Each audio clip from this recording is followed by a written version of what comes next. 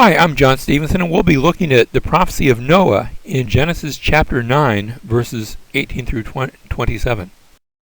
Genesis 9:18 says, "Now the sons of Noah who came out of the ark were Shem, Ham, and Japheth." Names are rather interesting. Shem, the name Shem actually means name.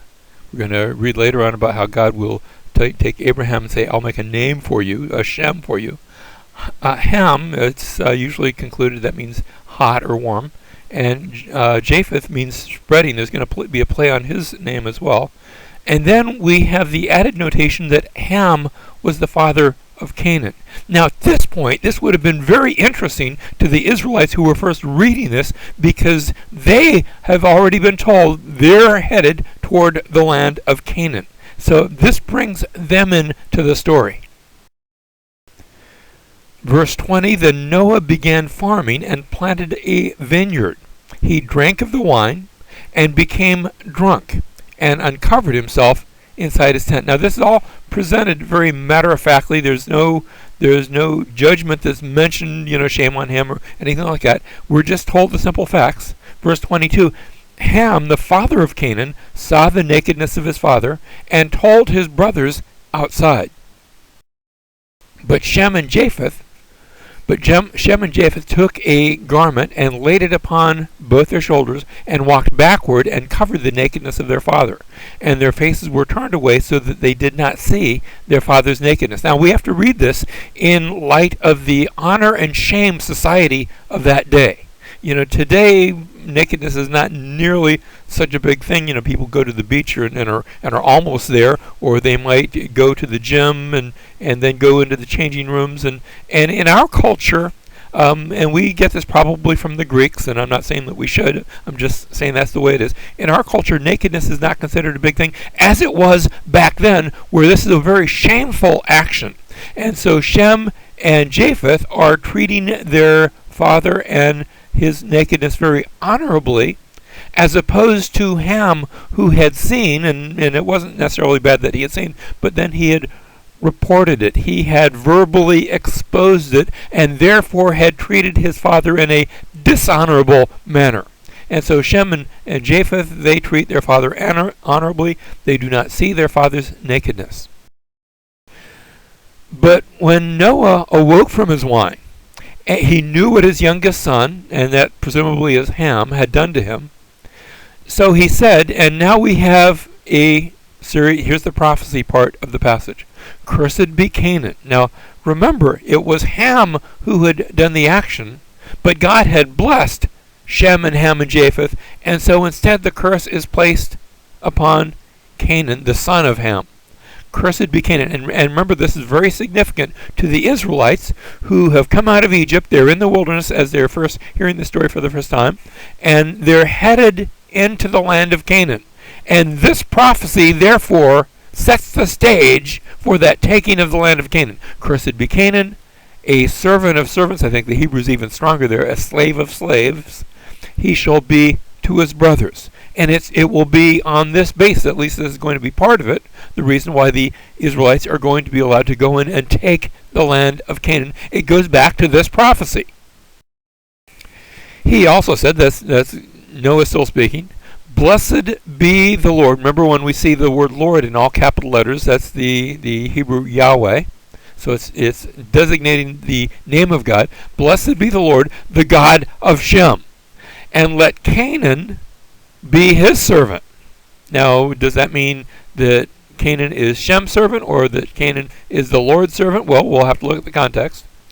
But then it goes on to say, "May God enlarge Japheth," may him, and there's a play on words because the word Japheth actually means to spread out. So may God enlarge the one who is spread out, and there's that enlarge part, "and let him in the tents of Shem, and let Canaan be his servant." Now the question is, to whom does the pronoun him refer?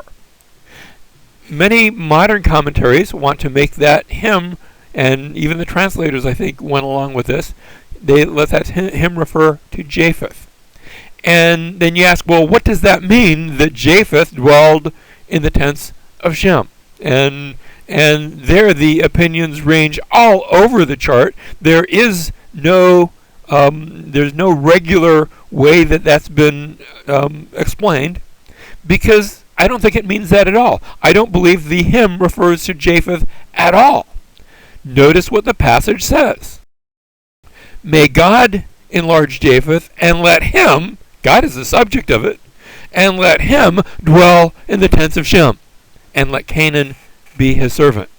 See, Canaan before we asked, was Canaan the servant of Shem, or was Canaan the servant of God? And there's a sense in which it was both. May God enlarge Japheth, and let him, that is God, dwell in the tents of Shem, and let Canaan be his, that is God's servant.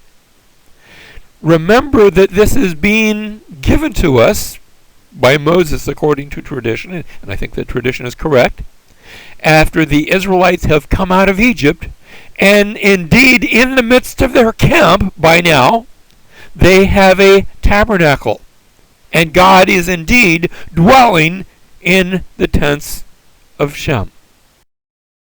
So within this passage we have a contrast really between Adam and Noah. Adam had been placed into a garden, and now we've seen that Noah plants a garden. In Adam's case, he eats of the fruit of the tree. In Noah's case, he drinks of the fruit of the vine. In Adam's case, his drinking results in him recognizing his nakedness. In Noah's case, it results in his lying naked in his tent. In each case, there is a result where a curse is brought about. In each case, it results in a lasting division of the seed. Remember, in the case of Adam, in Genesis chapter 3, verse 15, we have a promise of the seed of the woman. Here, there's also a promise. Here, there's also a prophecy where there's going to be a part of that seed that comes under a curse. And in each case, the story is followed by a genealogy to demonstrate that division. Where in the case of Adam, we saw a genealogy going down from Cain all the way down to Lamech, and about where that route had taken them. And now when we come to chapters 10 and 11, we'll also see a genealogy of where the nations go, and in particular where Canaan goes, but also how there will be a blessing upon Shem and those who follow that seed, and it will culminate in the person of Abraham. In the case of Adam, his eyes were opened and he knew that he was naked. In the case of Noah, he awoke from his wine, knew what his younger son had done. In the case of Adam, he was judged and cursed by God. In the case of Noah, Noah places a curse upon Canaan, although he does so prophetically. And that curse is carried out in the rest of the story of the Pentateuch, in the rest of the story of the Torah. And yet, when we come to the New Testament, we find that there is one who became naked for us, so that he could take upon himself our curse, and so that through faith in our Savior, Jesus Christ, we could be clothed in his righteousness.